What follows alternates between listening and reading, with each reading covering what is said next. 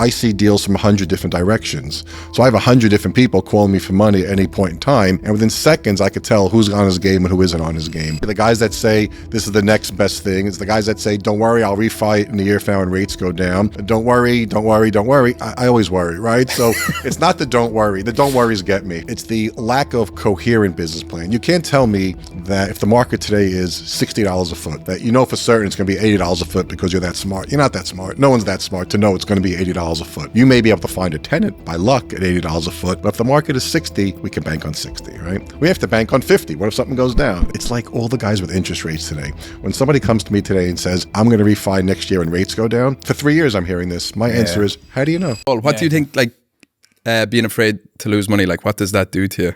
Makes me very careful. Or doubly, triply careful, quadruply careful. Like if all the stars don't align properly, I'm out. It has to be like it has to be like perfect, and perfect, you know? Because I know sometimes even looking at deals that we're trying to like make sense, does it make sense to list or not? I do the intense underwriting of like what I really think is real, but then I start trying to like back into a number. Yeah. You know, that I know the seller wants. And I'm like, well, maybe vacancy won't be 10%. Maybe it'll only be 3%. Maybe the super will take $500 a month. You don't know. But do you have, like, do you stick to your fundamentals or do you ever start massaging numbers? So for me, for better or worse, I always increase expenses, lower income, right? Because you never know what happens. Take insurance, for example. It's 500 unit until it's not 500 unit, right? So I don't know. And then something comes along, COVID or, you know, some event, rent stabilized laws killed everybody in that business. So I look at it sort of in the big picture. Do I want to own this for 50 years or 3 years? You know, we're looking at a great opportunity now to buy in New Jersey. If the person who didn't bring it to me, if it was anybody else than the person who brought it to me, I think he's crazy. But it's a tremendous opportunity.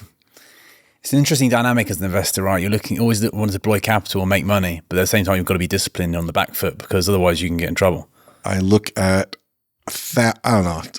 hundreds of things a month, probably hundreds. That many. And you know, between like a glance on an email to a delete to really looking, could be hundreds. And then last year we did, we made 4 direct loans, bought 1 loan participation, and bought 2 small buildings. Okay. Out of all the hundreds of opportunities that we looked at. Wow. You know, so this year so far, where are we, in mid-February? We signed up 1 term sheet for a loan that will close next month. And we have a property closing at the end of this month, hopefully. And what are the immediate red flags that you would delete from your inbox straight away?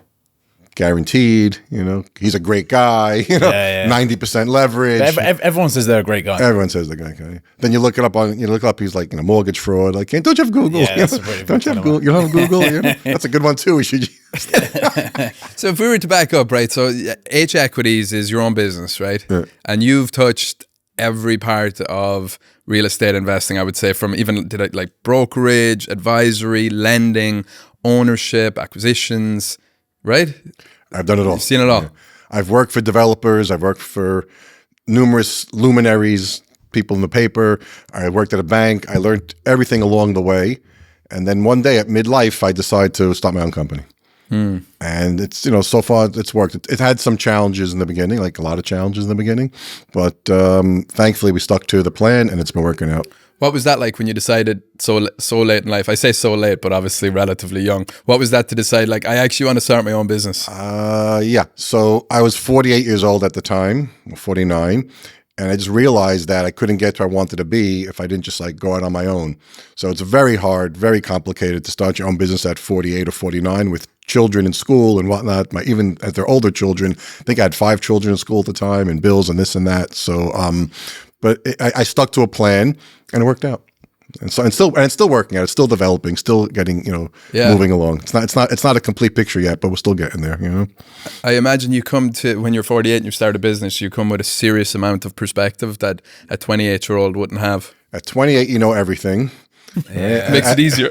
At 48, you think you almost know something. Right. And now I'm 58 and hopefully I hope I know something, and there's still more to learn. There's always something to learn. I feel like getting your ass kicked in life is an important part of the process as well, because as much as you want to be ambitious and as much as you want to be not afraid, it's also like I'm 36, so I'm not quite 48, but I also feel like I've had like some really like tough runs and like really times where you feel like you're not going to make it or the business is not going to work Correct. out. 100%. And when I was 28, I remember when I started the business, I was like, I am like every day I would tell myself, I'm going to make it, I'm going to make it, I'm going to make it. But I felt like I was overboard about not failing. So I was almost like it really helped me get through those times where ultimately you knew you were pretty close to failing. Look, the truth is, if you have to make it, you're going to work that much harder, right? So everybody wants to do well in life. Most people want to get there, right?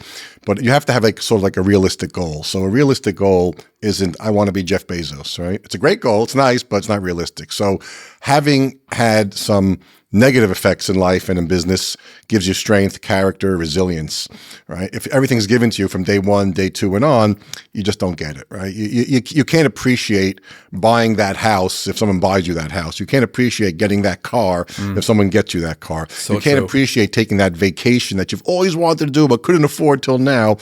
If you go away 3 times a year on someone else's dime, right? So having the adversity and having things not go perfectly well sometimes could break people. It is unfortunately possible, and sometimes just makes you a hell of a lot stronger. So true. So true. And for you then, if you were to peel it all back, you were a Wall Street guy, grew up in Brooklyn. I feel like we keep getting Brooklyn people on this Yeah, there's a lot of real estate podcast. people. Everyone David knows someone Schwartz, from Peter, Brooklyn, Peter, right? Peter Fine on the last like few weeks. Yeah. Elliot Horowitz. Brooklyn's great. Brooklyn's great. But you knew you were wanted to get into investing. You wanted to probably do something that you could maybe be your own boss in eventually. But you started off on Wall Street. So I was a Wall Street trader and broker for like 15 years. And that was a great business. It was a lot of fun. It was half kindergarten, half serious, right? But it was a lot of fun. And the business changed dramatically toward like the last 5 or 6 years of my career there. And then I just kind of lost my way. So I had some money at the time. I said, you know what? I don't want to lose all my money. Let's just like find something else to do and move on, right? And I did. And I couldn't really figure out what to do until I said, I just know a lot of people in real estate, right? So I knew a lot of people in real estate. I knew how to invest. I didn't know how to operate it properly necessarily. I'm not sure I knew what any terminology was, but I figured if I was able to figure out how to get into real estate in some capacity, I could tap my network and let that grow. So you obviously accumulated a lot of skills from Wall Street, financial acumen skills. Like, how do you feel like that applied to your real estate investing? So financial acumen. Once upon a time, I could calculate fractions in my head. I could add fractions, divide fractions. Wow. Today, I can barely, With simple math, real estate's simple math, with right? with simple math, 6, 4, and 3. I have to sometimes think about because everything's electronic today, right? But my father was an accountant, so I guess I got some math skills from him. But what I learned was, and my father, who was also a very smart guy, I wasn't a great student, but he always told me you have to know math and you have to know English. You have to know how to read, you have to know how to do math. And he was right, because today all I do is read and do math, right? So it's interesting. So I developed, I guess there was some math background in the family and the DNA, I guess, right? And then I just took it from one business to the other business. And I learned along the way. I didn't have any formal training, but I knew a lot of people. And I was always able to tap somebody for something if I had a question. I got into real estate. I didn't know what amortization meant. I looked it up and whatever it was. And I figured, you just figure it out along the way. It's not proverbial rocket science, right? It's just like a lot of hard work, and it's reading and it's math. That's really what it comes down to. And if you spend the time, you can learn any business, right? If you spend the time just focusing on something, you'll figure it out. There's a practicality to real estate, I feel like, that really lends itself to our way of thinking. Like you said, like arithmetic, English, like personable skills, communication skills. If you have all those raw skills, you can apply them fairly easily to real estate because of its tangibility. You can, but the flip side is I think too many people are very spreadsheet reliant. Like they have to look at that spreadsheet and it has to have a certain something to the basis point. And I have a standing bet with anybody who wants it. That transaction will never hit that exact return. It might be better, might be worse. It'll never be exact. I think 2 of the smartest guys I ever met in real estate were 2 brothers. I was waiting to do a property tour on a building in Brooklyn, of course. And I walked in, I started talking to one of the plumbers. We were talking. Turns out he wasn't just a plumber. He owns a couple of buildings. And he and his brother, he goes, look, we buy 2-3 buildings a year. 2 families, 1 families. And in 10 years, we'll have 30 buildings. And we'll earn 5% a year. And in 10 years or 20 years, we'll keep buying. We'll have a lot of money. Like it wasn't complicated. He drilled it down to its very basic, I'll buy 2-3 a year. We'll earn 5-6%. That'll grow. We'll have 30 buildings one day and we can retire. No spreadsheet, all common sense. It's refreshing, isn't it? It was very refreshing because Yeah. I got a spreadsheet the other day. It was 52 tabs long. Yeah. I didn't know where to look first. Yeah. I couldn't figure it out. I just called the guy and say, just summarize it for me. Well, just give me like the one-liner.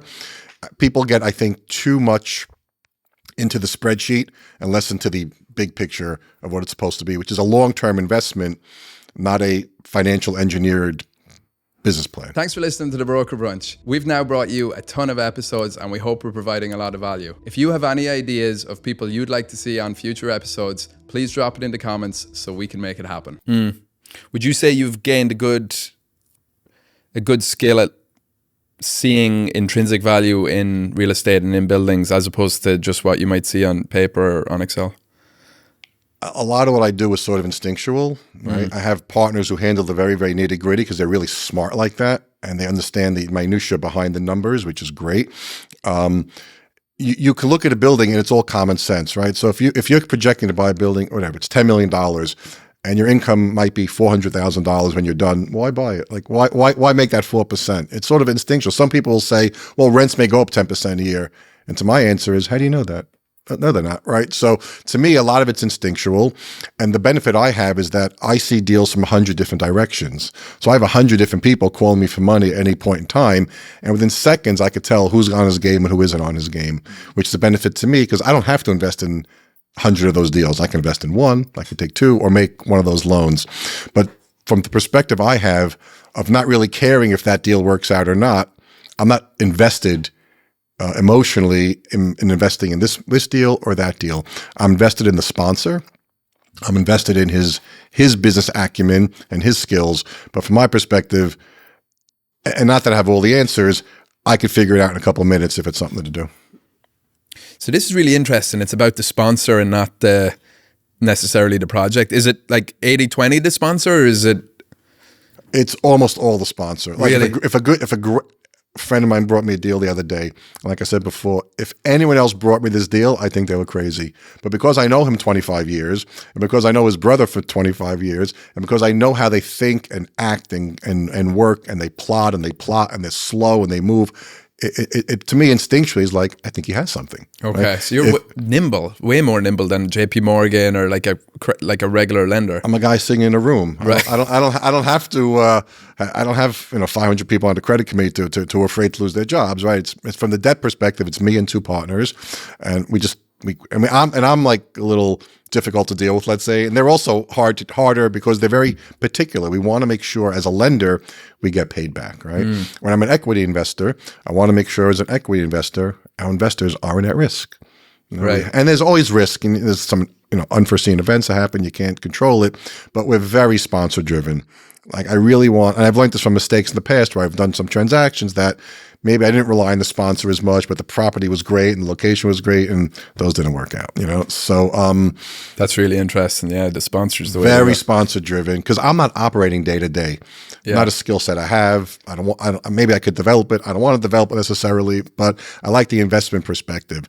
So when I listen to a sponsor talk and I hear the story and understand the background, I can get it. I can get it in a couple of minutes. What are some things a sponsor says to you that makes you feel like this guy is on his game or girl? It's an instinctual thing. I don't know. I could tell you what turns me off, right? Yeah, tell us what turns you off. Maybe it's that's the guys easier. that talk too quickly, the guys that say this is the next best thing. It's the guys that say, don't worry, I'll refi it in a year from now when rates go down. Don't worry. I always worry, right? So it's not the don't worry. The don't worries get me, right? Okay. It's the lack of coherent business plan. You can't tell me that if the market today is $60 a foot, to make up an example, that for certain it's going to be $80 a foot because you're that smart. You're not that smart. No one's that smart to know it's going to be $80 a foot. You may be able to find a tenant by luck at $80 a foot, but if the market is 60, we can bank on 60, right? We have to bank on 50. What if something goes down? It's like all the guys with interest rates today. When somebody comes to me today and says, I'm going to refi next year when rates go down, for 3 years I'm hearing this. My answer is, how do you know? How do you know rates are going down? Like, Do you know for sure? Like, what if they go up? What if they stay the same? So there are certain things I hear. I spend my days on the phone. For years and years, I'm on the telephone listening and meetings, and a lot of it's instinctual. But if I like something, then we have to dig into the nitty gritty. Then it really has to work out. But to get to that like something, it takes a lot. It takes a lot. Just hearing you speak reminds me of Warren Buffett talking about the circle of competence. Have you heard of that when he talks about that? Basically, he's very disciplined in his investing strategy, and he only swings the bat when it's within his circle of competence, and he uses it like a baseball analogy. So when the pitcher hits the sweet spot, that's when he swings. Right. And there's like hundreds of balls flying past, and he just waits for the right moment. Well, I would say he's smarter than I am, for sure, like by a lot, right? I'm comparing you to But Warren he's Buffett. right. Like, you can't be, like if you're, let's say, a broker and you're selling properties in the Bronx, that's your deal. You can't be selling properties in the Bronx and then, selling industrial in Wisconsin and, leasing an office space. And leasing an office space in Midtown. Ohio. Right? It just doesn't work. Like, it just doesn't work, So, like, it's like sponsors, My first question is, do you own any property there? Oh, no. Where do you live? You live in New Jersey? Where are you buying the property? Oklahoma? Wait about Oklahoma. Have you spent a month and a half? Such simple ways of cutting through the... It's a great property. How do you know? It's a great name. Were you there? I drove every block of northern Brooklyn, north, south, east, and west to get my business going. I knew every block, north, south, east, and west, all right? So did you drive every block of Oklahoma? I don't think you did, So I think you have to have this focus on something, and then over time you can build it out. Well, real estate's always been and will always be a local man's game because the local industries of that market. So I think that has been forever, and it will continue, in my opinion. For sure. Look, does that mean you can't buy a property in a different state and be successful? I made a loan once in California, but I had a partner who had an office in California, so they were able to check up on it all the time. Other than that, I might not have done that loan. So. When we buy in Atlanta, our partner has deep experience in Atlanta, right? When we buy in New Jersey, it's drivable. We're there. It's easy to figure out. We know New Jersey, right? We bought North Carolina with somebody with experience in North Carolina. So I try to buy where people have experience. They have a setup. They have somebody there once a week, twice a week, 3 times a week, a month at a time. So it's very helpful. It's very hard for me to truly grasp why somebody who lives in this state can understand something halfway across the country. It doesn't mean they can't, but my default would be to invest or lend to somebody that's specific to the area. Yeah, you need those boots on the ground. We did the same when we joined B6, so we were working with Paul Massey. Right. You had to walk every block and take a photo of every building. Oh, wow. Yeah. Every single building. So if you're covering, say, Inwood and Washington Heights, I had to walk around, in January and take a photo of literally every building in those neighborhoods. Like a fool, I did it, every building. I'm sure a lot of people just get a summary of each block. And I'll give you a story about that. I was in a meeting once with a very well-known individual, older gentleman, and he came a little late, no problem, and his son was there, and we were talking about investing in this property. At that time, this gentleman, a very well-known man, I don't want to use his name, but at the time he was probably 75 years old. And his son said, "Dad, where?" He goes, "I was in the car checking out the neighborhoods." 75, billionaire from Brooklyn, lives in Brooklyn his entire life. And he was in the car driving around the neighborhood. We were thinking of doing this specific transaction. So that goes to show you, he's been doing it forever. And he got in his car, drove there anyway. He could use Google Map, but he didn't use Google Map, right? He went to the site. There's something about doing it yourself and it gave me an understanding of those neighborhoods to this day that I still know of. Like if I hear of a new development going up on a certain avenue, on a certain cross street, I can almost see it in my mind what was going on there. Mm. So you can't replicate that kind of expertise, and I think Correct. And it's also just great, even just the way you just said, you walked every block in Brooklyn, instant credibility from somebody, right? If you're going to say you're a subject matter expert, have you done it, have you visited it, simple stuff. Correct. But so many people just won't do that. They want to be a what's it called? Jack of all trades, master of none, right? And I don't think you can be a jack of all trades. I think you have to you can build up to it. Maybe, you're in the Bronx, you're in Brooklyn, you can move along, but you need that focus. You have to, it's almost like a burning desire to know everything about that location. Curiosity. Yeah. It's like when somebody came to me last year and said, "Look, I'm buying a property in Park Slope and a property in Greenpoint. Do you want to come in with me as a partner?" I go, "I'm in." I had to see the deal first, of course. We bought those 2 properties. I knew the block. I knew Park Slope. I knew Greenpoint. We're buying another one in Greenpoint now. We have another one almost in contract in Clinton Hill, which is where I started my business in Brooklyn. But knowing all those blocks and knowing all those neighborhoods, I didn't have to think twice. I knew if you had the right deal, I wanted to be in. Yeah. Confidence it gives you as well to pull the trigger. Tremendous confidence. Yeah. Like, why should I buy something now in a different state when I can buy it in my backyard and figure it out? Unless you're giving me something, particularly with an elevated interest rate environment, unless you're giving me something that's just going to knock my socks off, like, why do it?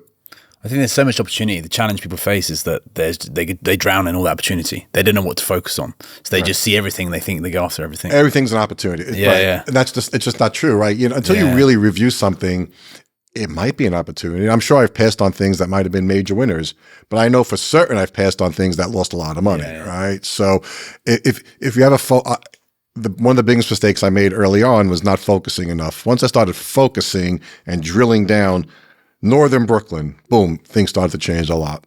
It started to change a lot. And I've noticed a lot of opportunities come off the back of being a specialist as well. Like by focusing in those upper Manhattan neighborhoods, I've done deals in Brooklyn, I've done deals in the Bronx, I've done deals downtown, because all of a sudden more opportunities came in because they're like, Brian, we know that you don't do this area, but do you know anyone who does? Correct. And all of a sudden I'm like, yeah, I can run the deal, and we have a team that can do a much better job than I could on the ground in those neighborhoods. But the relationship was built because they've seen how we do deals. You mentioned the word relationship. This entire business, I think almost every business, is relationships, right? If you're worried about the fee, the commission, the promote, the whatever, you're not going to last. If you build relationships, good word you just used, if you build relationships, that'll last you forever, as long as you maintain those relationships properly. So you showed a level of experience with this particular seller or buyer or whatever. He said, hey, can you help me out in Brooklyn? You put it together because he trusted you, because you built that rapport with him. If there are too many people just out to make that next fee, that next something, it doesn't last. Doesn't last.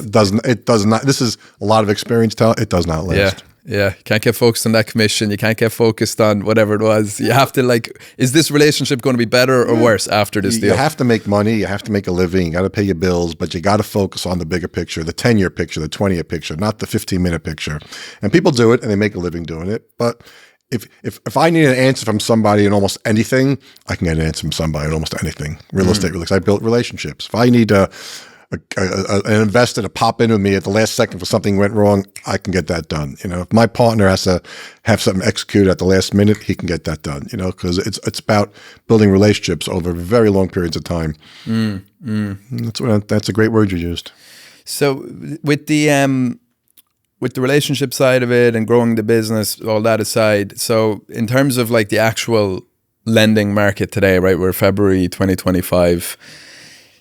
What is going on in the lending market? Before you answer, I'll just say what I've noticed is a lot of real estate acquisition firms are opening up a lending arm, which I think is really interesting. Yeah. I think we said about you being nimble, on a small scale with your operation compared to, say, somebody like a JP Morgan.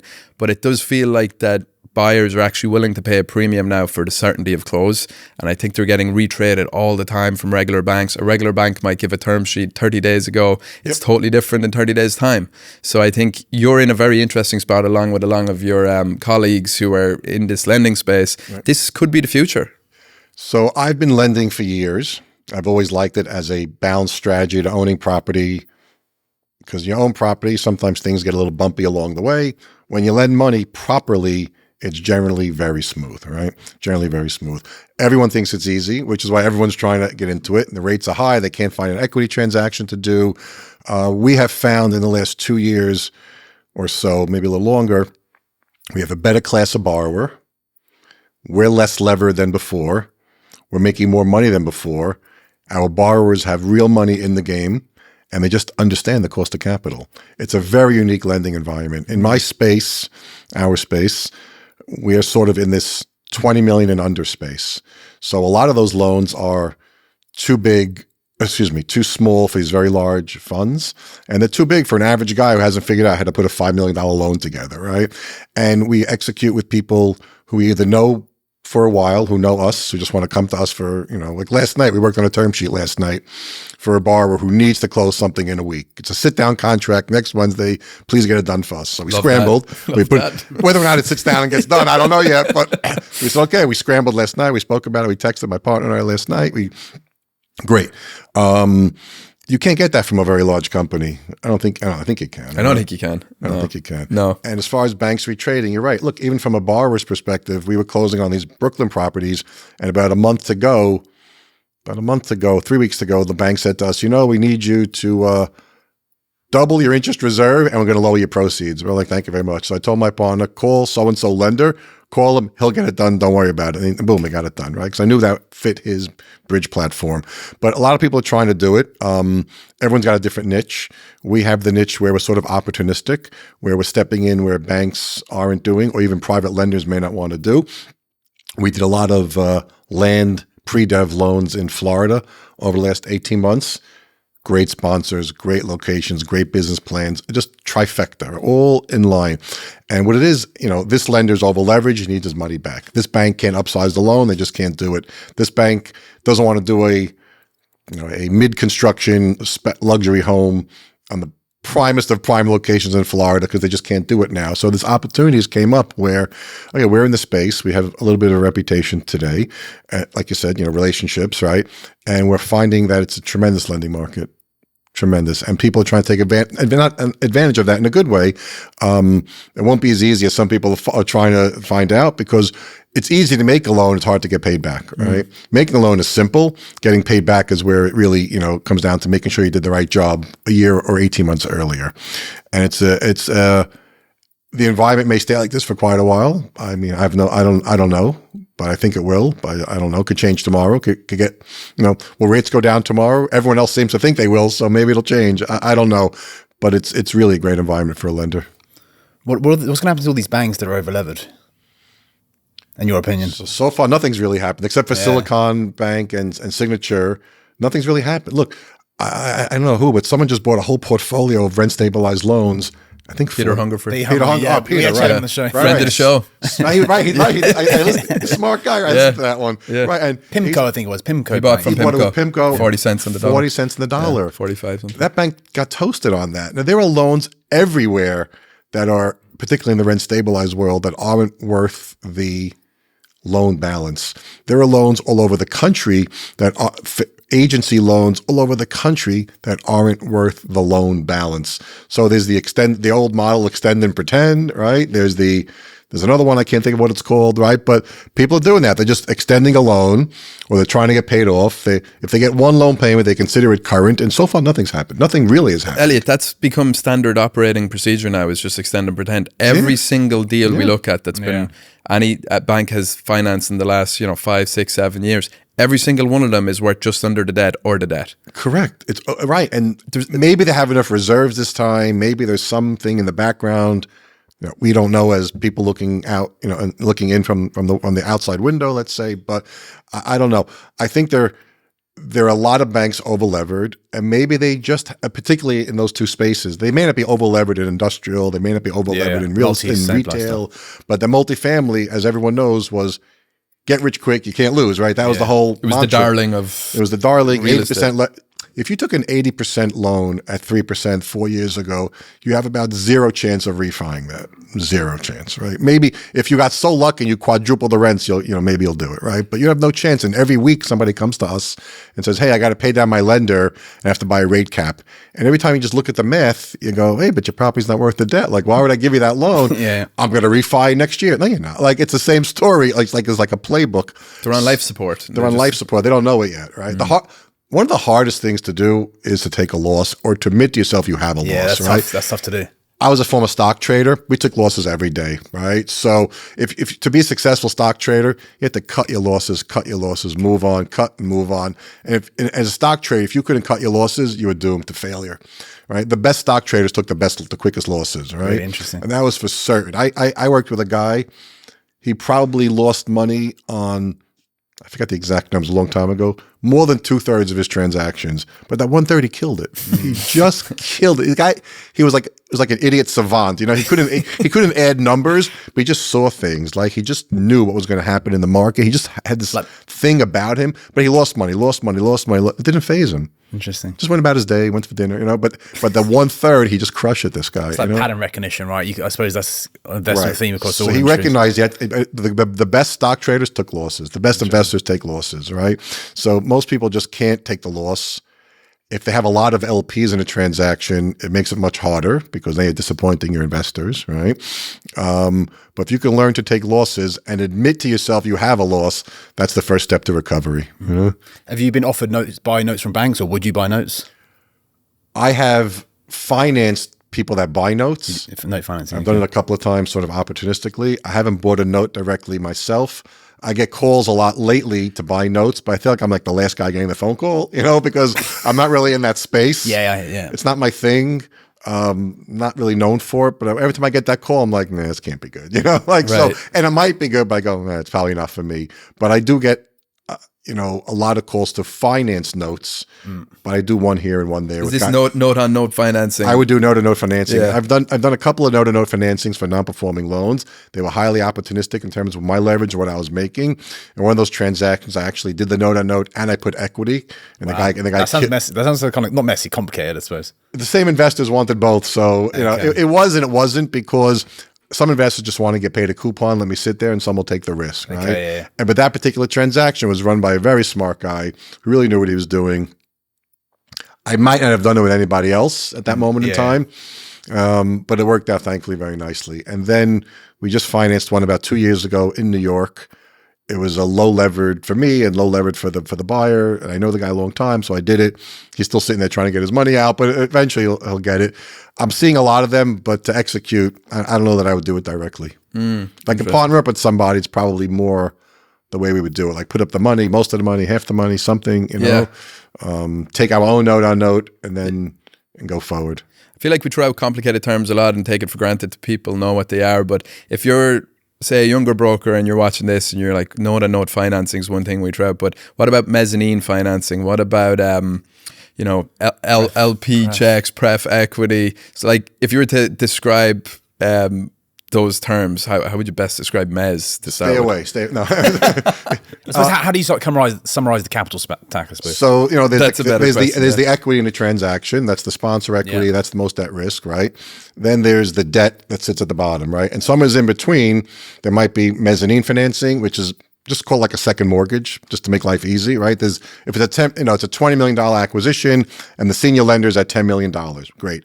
Now the borrower needs $10 million, but he can only raise $5 million. Okay. Now he needs $5 between that 10 and he's missing $5 million. So that borrower may come to somebody like me and say, hey, would you, become my mezzanine lender, which is quite like giving them a second mortgage with some more legal rights I don't want to get into because I don't understand half of them. That's why we have lawyers. Right. But it's akin to a second mortgage, and you have certain rights unavailable to the common equity. It's debt. It's another level of debt. Preferred equity is also another level of debt, even though it's called equity, and it sits in the same space. The senior loan is $10 million. The borrower needs $10 million. He only has $5 million. He says, I need preferred equity, right? And preferred equity is a preferred return over the common equity, but it's a debt-like instrument. And it's essentially, for the viewers listening, the further you go up the capital stack, the higher return you want because the more risky it is. The further you go up, the higher return you want. So if you go back a few years, there were some foreign debt funds, and I still can't figure out why. They were doing like very high levered mezzanine loans at 8%. And I'm not that smart. I look at it and go, I would never do that, right? Why do that? Because you're only asking for trouble. Fast forward to today, I think they're out of business, going out of business, not in business, or definitely not making 90% loans at 8%, right? So you can find a level of comfort. We did a mezzanine loan, which is unusual for us, on a ground-up construction project in Brooklyn. I've never done one before. I may never do one again. But the reason we did it is because we have, aside from the fact the property is 2 blocks from my house, which is wonderful, right? We know the borrower, we know his business plan, we know he's repeat. We have a 10-year relationship with a senior lender. It just worked out, right? It was just the right opportunity, the right moment in time. I don't think we may never do that again because there is a level of risk. You're getting paid for the risk, but you have to really be willing to step in and take over that project. And I don't want to take over a development project midstream, right? A man in debt is a man in this business, particularly in the real estate space, because you have to use leverage to build a portfolio if that's what you want to do. But it depends, right? Meaning, look, there are guys who've made a lot of money not being leveraged. They have just this multi-generational, that's multi-generational. Yeah, but multi-generational. For a new young guy with not that behind what did him, the original Zeckendorf guy go, I'd rather be alive at 18% than dead at prime or something like that. Like he was borrowing money at 18% in 1963, but no, look, there are two types of borrowers, what I've learned, who understand leverage, who understand risk. Those who do and those who don't. Yeah. And that's really it. There is no in between. It's totally binary, right? Makes sense. We have lent to people who just understand it, right? They can pay 12 or 14 or 15 or 10 plus 10, and they just get it. And you can lend to somebody at 8% and lose all your money. So the rate isn't indicative of the risk necessarily. The rate is indicative of the market. But there's those who get it, those who can, and those who can't. It really and it does come down to that. I know it sounds sort of corny-ish, but it's not. That's what I've seen over quite extensive period of time. I made a loan to a friend of mine in Bushwick. I was 80% loan to cost, but I did it with him. I wouldn't do it. I was not doing that with anybody else because I know he would get it done. You know. Yeah. In your example, so the $20 million purchase, so you got 10 from the senior, you got 5 from the buyer's equity, and then so say I'm coming in and I'm looking at that and I'm a preferred equity person, I might say to the person, listen, I'm not giving you the 5 that you need, but I'll give you 2. If the senior lender has lent out, say at 6%, should I be double that if I'm a preferred equity guy, or is it still within range of that 6? Like, is it going to be 8% for me, or should I expect 12? Thank you for listening to The Broker Brunch. If you enjoy the show, please hit subscribe so we can reach more people. No, you should expect more than 12, right? More than 12. Today, more than 12. So today, the market for mezz or pref, and depending on the size, meaning if somebody needs a $50 million mezz check or a pref check, a lot of guys will write that check and they'll fight for the last basis point to lower their rate. If you need 5 million, 6 million, not a lot of guys will do it, right? So I'll do it. It's in that friends and family. It's in that friends and family space, but it's not institutional because you're not over 20. So it's actually really hard. I've heard people say this. It's easier for them to get that $50 million check than it is for the 5. You'll have 5 terms on 50 million. You'll have 5 qualified term sheets probably. That's because they will lock you up 10 different ways, and every fund wants to do. Every fund with $1 billion wants to put that $50 million to work. Right, but 5 is kind of 5's too small for the big. If you raise $2 billion, you're not doing a $5 million loan. If you raised $100 million, you might not do a $5 million loan. And you might not do mezz, and you might not do pref to begin with, right? So it's a smaller niche. But today the rates are, in our case, higher than 12. Higher than 12. Way higher than 12 in some cases. That's expensive, Elliot. It is. But you're a cheap date. I bought you for lunch a few weeks ago. Oh, I was pizza. He had no alcohol. It was lunch. No coffee, no soda. But he took down like a whole cheese pizza by himself. I went for the gusto with that pizza. That was good pizza. And I had water, to be fair. I had some water.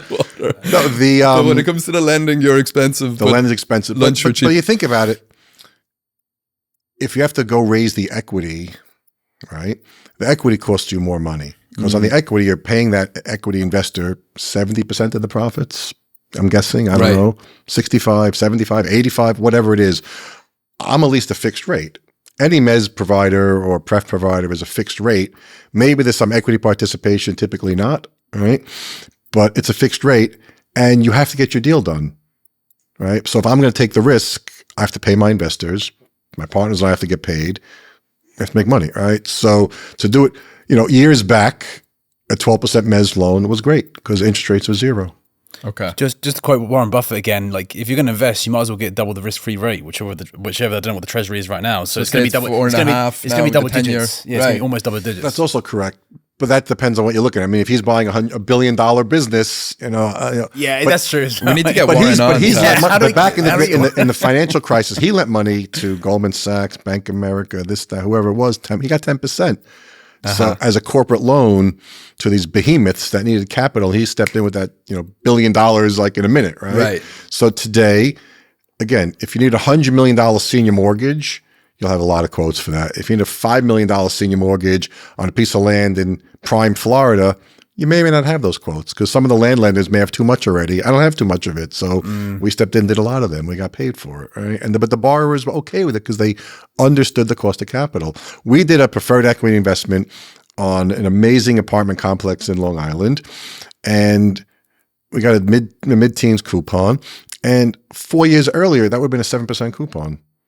But at 7, 8, maybe if you're lucky, it was $3.5 million. Nobody wants to write those checks. We saw a great borrower, great property, great business plan, and we did it. So and he understood the cost. I said, "What should it be?" He goes, "It should be 12." I say it should be 14. Okay, 13. Right. So that was the whole conversation. Right. He understood the cost of capital, and to him, the blended rate between his senior and his pref, I don't remember exactly, but I don't think went above 4%. Okay.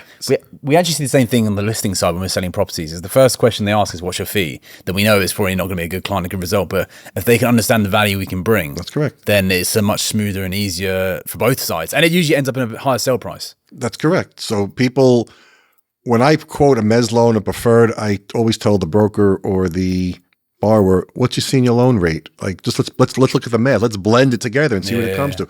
Oh, it only blends to 9. Oh, that's not so bad. But they can't get over the 18. Yeah. They go, oh, it's only 9. So it's so true. You're your own worst enemy in life, right? So when a potential seller goes to you, oh, I don't want to pay that. I mean, don't pay it. But here's the value I bring. Here's why you're going to get a better price or more coverage or whatever. But if you can just drill it down to the blended rate, maybe they get over the coupon, whether it's 15 or 14 or 18. It doesn't matter per se. It matters, can the deal support it? Can the deal afford it? If the deal doesn't afford it, I don't want to get paid 25%. Like, I don't want to be in court with anybody. So we've been offered things. I'll pay you 20. I'll pay you 25. You look at it, you go, I'm not getting paid back, right? So it's too good. Like it's too I'm good. not getting paid back. I know I'm not getting paid back. Right. It's not happening. Right. They might have the best of intentions, but they don't know what they don't know. It's not maybe. happening. It's not happening. Yeah. You see it, and I've had cases people have offered us that kind of coupon, and just I don't see it getting paid. So it's not just about the rate's important, the leverage is important, the sponsor's critical.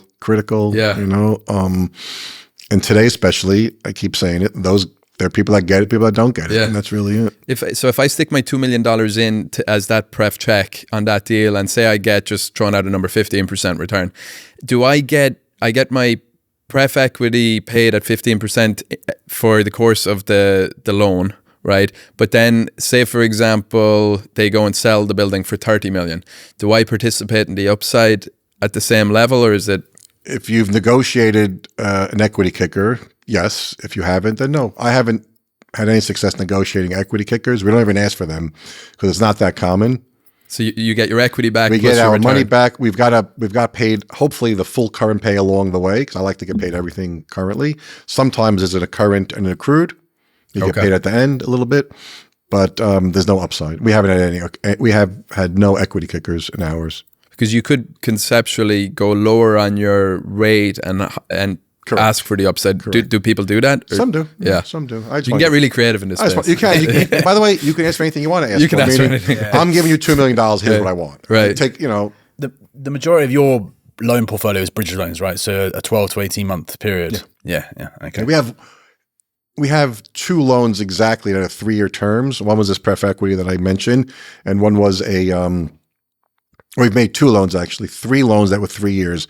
The other 2 were healthcare related loans. Every couple of years, we make a healthcare related loan. We participate with somebody in that space, and those are typically 3-year loans with some options. But they're so juicy and so exciting that they only come up once every 4 or 5 years. That we go for about the 3 plus 2 extensions. So, what asset classes are you liking right now? Cut out the coughing. You need to take that water. Yeah, I think I do. Take a moment. So, we're grilling with you questions on a Sunday. There's 2 of us coming at you with 100 questions on a Sunday. We forget how intense. We're choosing our opportunities. We forget how intense it is to be like have 2 people like pounding you with questions. Hopefully, we're learning something. I don't know. I think this definitely is good. We'd have the opportunity to sit down and talk with Len like in this depth about, We're using our time well. I got to 2 o'clock. Yeah. No. What was that question? Sorry, we're asking what asset types you like right now. So we've lent on every asset class. Maybe not a hotel. We did try to make a hotel loan, but I'm agnostic, right? So if it's multifamily, great. If it's retail, great. If it's industrial, great. It's really anything is good for us, provided the sponsor has the experience. It goes back to the sponsor. Goes back to the sponsor. Look, years ago, we had a great borrower in Brooklyn who was buying a lot. He was very experienced, and we did a lot of loans in Brooklyn. But then it became very hard to make loans to qualified guys because everybody, at that time, everybody and their mother became a lender as well. Some of those guys faded out. So we used to have to make sort of like these liquidity needs loans to guys who just needed money next week for whatever reason. They weren't necessarily good borrowers, but they had a $10 million property and I need $2 million next week. I said, well, I'll do that, So, oh yeah, bad credit? Okay, 12%, right? So I was getting 12% in a 0% interest rate market. So, but circling back, it's really any asset class, borrower specific. And he asked, so what would you not do? There must be something in there that comes in and you're like, I'm not doing it. You know, if it's unentitled swampland in Florida, I'm probably not doing it, right? If it's, Rent stabilized in New York? Rent stabilized in New York, I have a lot of nightmares from that. But You do it if it makes sense. if it made Not much makes sense, If though, I someone guess has is a your property point. in Park Slope, Yeah. and for example, it's With worth a bunch of pref rents and, and it some was worth 20 million vacancy. at one point. Now it's worth 10, and that'd be $5 million. I would consider You would rent be okay with stabilized. that, yeah. You know, if there was a path to getting me out, like if my loan is too levered, there's no path to getting me out. Yeah. Right? So, or if you have a building in the prime location and it's worth 20 million, and you bought it 30 years ago, and you need $4 million next week, I'd probably make that loan. Because I'm low levered. He's going to pay me back. Right? Where does it come from, the money? Like, so if I'm just starting a loan business, right? Where do I get the money to lend? Or where do you get the money? I get the money from friends and family. Friends and family. So I built up the same word relationships, right, Yeah. over many years. And we have pretty much the same group of investors who I know 20, 30, 40, 50 years in some cases. Right. No room for disappointment, This is why you're so conservative, because it's much different when it's like your friends and family that are sitting around the table wondering where their money is. I see a good portion of my investors all the time. Yeah. Whether it's in the gym, in the bar mitzvah, in the synagogue, and down the street, whatever, right? Yeah. They know how to find me all the time, right? Yeah. So you have to be mindful of that, right? Yeah. So the money we have, and my partner's the same. They have friends and family that rely on them to just do the right thing at all times, right? Which is what makes it very easy to pass on a lot. Right. Because if it's not really 100% sure, maybe 90 is okay, but 100 is better. Do you have full control over the fund then, how it's used? It's almost like full control, meaning when we know we have to close a loan, we know we have A-note relationships, so give us our back leverage on the senior loans, and we know somewheres within the group of investors we're going to get the money. Yeah. We're going to get the money. There's money There's sitting enough there. pools of cash there. Thankfully, there's enough pool, and guess what? I don't have to raise $20 million in a month. Yeah, exactly. 2 million, 4 million, 5 million, 6 million. Yeah. We've raised 9 million in 4 days once. Like, we don't have to spend and stress over getting $20 million next week, right? Because that's stressful. Yeah. I have somebody who called me the other day. He's a lender. He's doing a small loan. He's short $1 million. He's very stressed. So he wanted to know if I wanted to take the $1 million. I said, it's not really for me. This particular loan's not for me. Sorry. Something there.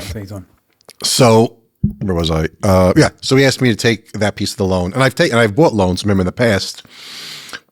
But if he doesn't raise the money, he's got a problem, right? I think he will. Yeah. I think he will. He's a smart guy. He knows people, but he was like a little stressed about it. Take the whole thing. Take $1 million. Like, he really wants me to take it, Right. and I probably would have a couple of years ago. I probably would have taken the whole thing. But as the business has grown, we're trying to do it a little bigger. But thankfully, we have, the friends and family to tap, and they're there. Yeah, fantastic referral source then. I'm sure when people hear that they're making money with Elliot, or they did well on a deal they did with you, it I imagine people get to the point where you're turning away money from people as well. They're like, I want to invest in real estate. You seem like you know what you're doing. Maybe We're not. not really turning it away. I mean, no, not really. It's not really turning away. Because Right. look, what happens is sometimes investors come and go. Life experience, something Yeah. happens, some guy passes away, unfortunately. Right. Guy's a business problem. Right. A guy just bought another company. Like, Right. there's always something happening with an investor at that moment in time. So there's always room for more. I wouldn't necessarily turn down someone's money. I'm not that smart, right? Or rich enough to do it, let's say. But if an investor has capacity and they understand what we're trying to accomplish, and they understand sometimes things go wrong, because not every investor understands that. Every investor thinks you can only make money. It's not true. Sometimes things go wrong. If they're our kind of investor, if they're a long-term investor who gets it, they're our kind of investor. So you probably have to interview them a little bit before you take their money, I'd imagine. I've been doing that more and more over time. Yeah. What's your expectation from this? What's your... I actually had an investor sit in my house in New Jersey, and we're talking one afternoon on a Friday. We're talking. He's like, I'm trying to speak to him about what I do. He goes, have you ever lost money? I go, sure. whole conversation changed, like, what, you never lost money before? Like, really? Yeah, of course we've lost money, but we've made more than we've lost, right? But like, it happens. And ironically enough, one of my best investors today, great guy, one of the first questions he asked me when I sat down in his office, I'll never forget, it was about 5-6 years ago. I sat in his office. I think it was the first or one of the first. He goes, tell me about the investments you've lost money. put me on the spot right Great away. question. And I had like answers. I had the answers from because I've had some negative Well, you seem like experience. someone who's really thought about these situations you were in as well, and probably learned a lot from them. I So have no problem talking about the bad things in life. Yeah. Or not, I don't call it bad. The negative things, Right. maybe that don't go your way. Yeah. But one of his first questions, he's one of my best investors till today. He's great, because he just yes or no. He's into everything we do pretty much. But that was the first question he asked. Tell me about your losses. That goes back to your earlier point, like in terms of binary. They either get it or they don't get it, and he got it right. He got it. I have a friend of mine, 40 some odd years. He gets it. Like Yeah. he knows I've had some things that haven't worked out, but he's there with me. Yeah. I have two brothers who invest with me. One invested one time. He's so angry at me because of COVID. Like I created COVID because I wanted to create COVID. Right? He's so angry at me about the rent stabilized laws, but I don't vote for Democrat liberals. Right? And but his brothers invested me 15 times, if not more than 15 times, and gotten money back 10, even if one or two things are on the side not going as well as we had hoped. Perspective, he gets it. Right? Yeah. So it's just the way it is. But you have to, develop trust with your investors, with your partners, with everybody. credibility. Do what you said you're going to do. It's And very if you- similar to our business. Yeah, it is, It's yeah. It is very similar. You're kind of like just in a different seat, but doing the same type of thing. It is raising similar. money, probably brokering situations as well. Seeing if a deal works, seeing if it doesn't. It's very complementary to what we do. Yeah, look, if a seller comes to you and says, "Hey guys, I have this property and I want $20 million for it, but it's worth 15," it's a waste of your time to take that. I mean, it's probably a waste of your time taking that property because you go out there at 20, the buyers don't want to talk to you, right? Because what are you doing, bro? You guys are doing 20 million. It's worth 10, whatever it's Yeah. worth. It's the same thing. You don't want to waste your time with a seller. All you have is time, right? There's 10, 12 hours a day you could work, or you're not going to work 20 hours a day. It goes back to your earlier point in terms of the right questions to ask a lender. We know the right questions to ask the seller. That's correct. Right, like why are they selling? People know straight away why they're doing something. Well, if you get me 20 million, I'll sell it. Oh, it's worth 15. Thank you. Right. Yeah, So we have a family member passed away and everybody wants to move on. That's Yeah, a reason. yeah. Right? What's the reasons for selling? Death, and divorce, yeah, right? the I think, Ds, I think those are the D's, right? Yeah. So in just before we wrap, there's a couple of questions I want to ask you. I've got one as well. Yeah, and Mitch's one. But how do I invest with Elliot and with H Equities if I wanted to get involved? You sign your life over to me. No, we talk Simple. Give me everything You'll get you an have. email from a Nigerian prince next week. We'll just tell you where to send the money. Right? No, the answer is we talk through what you're trying to accomplish. Right? If you're trying to get rich overnight, I'm probably not the guy for you because I haven't gotten rich overnight. I think it's very hard to do that. If you have the perspective of I'd like to make money slowly over time, and maybe we'll get lucky here and there, then we could talk about that. If you have like $50,000 to invest, I would suggest you find a good mutual fund, right? But if I have like 200, do I need 200 or do I need a million? If you have 200,000, that's all the money you have to your name. I would not want to take that money. What if I have 200 for like if someone has just decided I want to invest 200 in real estate, it's investing money.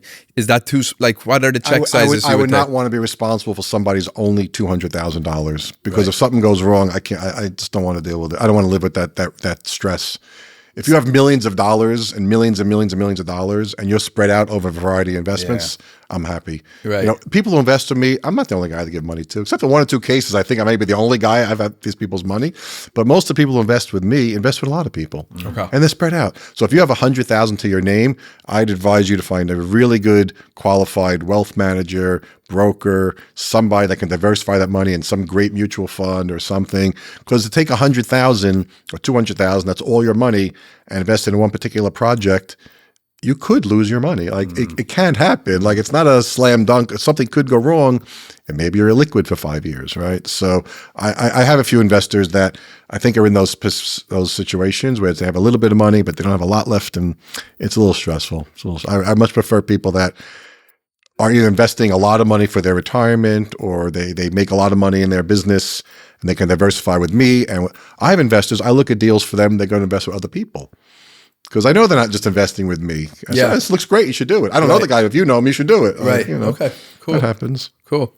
And then if I'm a broker and I want to do business with you, how do I do business with you? Never call me. No. Don't tell me not to worry. Don't tell me not to worry. Right. No. So the answer Don't worry, Elliot. Don't tell me this not to deal is worry. going to be fine. No, so from a debt perspective, look, we get a lot of calls from brokers that are trying to, and I really do feel that they are trying to get me to do something I don't want to do or that nobody wants to do. So I'd like it when a broker calls for an opportunity on a loan, say, hey, if you're telling me it's a 90% loan to value, it's just not for us. There's no way. There's almost no way out of that to some degree. If you have a 3-page summary, at least bring me the address. So we get calls on deals. Would you lend on, land in Texas? And I'm like, well, Texas is a really big place. Could you drill down to a specific neighborhood in Texas? Like, have an address, have a business plan. If you're asking me for mezz or pref, understand if the senior lender even allows it, right? Because if the senior lender doesn't allow it, we're not doing it, right? Mm-hmm. So have some basic, I find the best brokers have almost every answer to every question. And when they don't have the answer, they don't make it up. They go, you know what? I'll get back and I'll find out. And a day later, they get back and they find out. Like the quality brokers that I've seen over time, they know their borrower. They've done some research on the property. They know the location. They may have gone there themselves, right? They know the borrower's business model. They get it. You can tell the brokers who get it, like the borrowers. Some get it, some don't. You can just tell the brokers who get it. They know why they're calling you for a specific reason, and they know 87% about the transaction. Maybe there's a few things they don't know, whatever, they'll find out, but they know the very relevant, the crux of it. They know the relevant, the crux of it. Yeah. All right, I've got my last question to wrap up. This is going to be a zinger. It's actually a personal question, right? Go for it. It's obviously a very competitive space you're in. You obviously have the skills. You've developed the skills to be good at what you do and successful at what you do. What personal characteristics have you developed over time to help you in this business? Wow, that's a good one. So I've had to learn how to be a little calmer in life, right? I've had to learn. We all go through that, right? I've been working on it. Is my wife watching? It's a work in progress, right? Yeah. So some years back, I might have been a little more aggressive, a little more to fly off the handle, right? Now, recently, a friend of mine called me the voice of reason. I go, I'm the voice of reason? Really? When did this happen? Wow. How did I become the voice of reason? So I'm trying. So at certain ages, you learn certain things. So in my case, like I have the ability to hang up on somebody if I don't like how they're talking to me, right? Once upon a time, I might have wanted to argue with that person. I have no patience to argue with you, right? I just go like, young man, learn some manners, right? I'm 58, so I go, young man, learn some manners, right? So I'm big on manners, but I've had to learn how to curb my enthusiasm to fly off the handle, so to speak, right? I think I've done it. Like I said, my friend calling me the voice of reason was an interesting one. I think I've done it. You're always a work in progress at every age. If you think once you think you have it figured out, you probably don't, right? I think you always have to learn more about yourself and where your strengths lie and where your weaknesses lie, and work on your weaknesses and work on your strengths. And I've had to learn how to have more, how to be less stressed about things, because things will work out. I've had a lot of stress in my life, so I still have some memories of stress, right? So they're embedded in here somewhere, right? You have to learn to work on yourself, and we all have to listen more, talk less. There are times on conference calls I won't say a word. I just listen to every side speak. I just sit there, I listen. I go, yeah, they're all wrong, right? And I come in later, I go, I think we should do it this way, But you have to have an instinct about, certain transactions, certain people, develop your instincts. And I think I'm still a work in progress. One day I'll figure it out, hopefully, hopefully. We'll have you back in when you have that part done. Yeah. It may take some time, but maybe in a few more years I'll have it figured out. But you have to always work on yourself. We all have room to improve, every last one of us. Well, thank you for sharing your wisdom with us today. This was great. Thank you so much. Appreciate it. Appreciate it. Thank you very much. Thanks, Thank you.